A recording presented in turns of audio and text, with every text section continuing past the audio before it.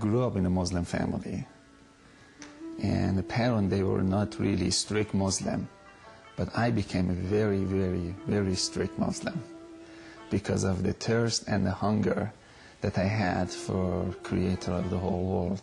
And I used to think that His name is Allah, because that's what I heard from my family member. And I really strongly used to believe that He is the only way. His name is Allah, and I strongly believed all of His rules.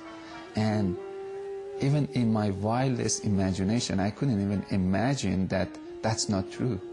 I believed it 100% with all of my heart that I really have to do good thing to go to heaven. If I don't, I will go to hell. But I always had a love for God. I really wanted to get to know Him. And I started to buy some Islamic books, start to read them. Actually, Muslim leader, they told me that if you read Quran over and over and over again, you get extra credit. If you wake up so early in the morning and read Quran over and over, that will really give you extra credit. And I would just, read Quran over and over and over again to get credit. But that never made me closer to God. But I always was so hungry and thirsty and desperate to get to know God. For more than 12 years of my life, 10, 12 years I can't remember, but between 10 to 12 years of my life, I was pursuing God, but I couldn't have a close relationship with Him. Then I gave up. I was so angry. I went to this hotel in Cyprus, and in the lobby I saw this book stand. I got closer and I saw His Bible. And I had a desire just to read it. And I asked the guy, I said, can I read the Bible? Can I just read it, borrow it? He said, you can have it. That shocked me. I said, you want to give it to me? He said, yes. He signed the Bible. He gave it to me. Then I went to my room and I started to read the Bible. And the word just Jesus was just it was like popping out of the Bible. Jesus, Jesus, Jesus. I think it was my third night that I was reading the Bible. The Bible said Jesus is God Himself also, because He's the Son of God. That made me so angry, and I threw the book, the corner of the wall. I said, this book was corrupted, because Muslims, they believe that Bible being corrupted. And I didn't touch the Bible for 3 years. No one ever told me anything about Jesus. I never heard anything. And after 3 years, I went to this school, and my teacher started to talk to me about Jesus. And she started to tell me about love of Jesus and blood of Jesus, that Jesus' blood can forgive you, and you receive forgiveness through the blood of Jesus, and God is love. And I couldn't relate that God is love, because I never received love from God. I was a slave of God, that who He didn't want even to talk to or respond to. And it was in my wildest imagination, I couldn't believe God is love. Didn't make sense to me. One night, as I was just talking to one of her friends, I felt in my heart, very deep down inside, that I need to pray to Jesus. I said, how can I pray to Jesus? And she said, salvation prayer, which is, you say that, Jesus, I receive you as the Lord of my life. I accept your forgiveness, and I believe that you're the Son of God. But I was uncomfortable with that. I couldn't say. I wanted to be honest. After 12 years of my life being after God, I got to the place that I said, I need to be honest. I said, can I pray with my own language? She said, yes. Because when I was Muslim, my language was different. I had to pray in Arabic. I wanted to make sure that if it's okay to pray with my own language. She said, yes, you can pray with your own language. I started to pray, and I was so honest with God. I felt I should be honest with Jesus. I said, Jesus, I don't believe that you're the Son of God. I really don't. But if you're the Son of God, I invite you to come to my heart. I don't believe that your blood has any power to forgive my sin at all. But if your blood has any power to forgive my sin, I accept it. If you can build a relationship between me and the God who created the whole world, that you claim that He's your Father, of course I invite you to come to my heart. I give you full permission to do anything you want to do with my heart from this moment on. I went to church after that prayer. I felt that I should go. I didn't go to church as a Christian.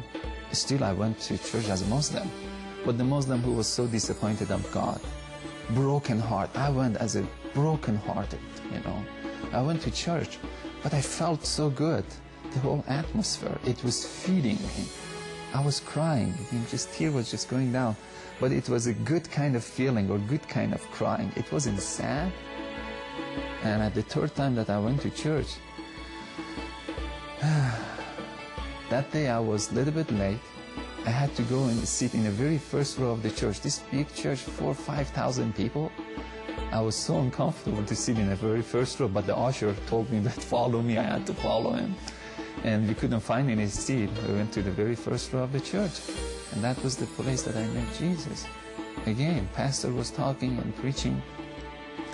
I really couldn't understand his preaching because I didn't have any knowledge of Bible. And I was just sitting there, looking around, a little bit bored. And I saw a man standing behind pastor. I could see the thickness of the air. I started to look at him, and then he started to walk. And that really got my attention.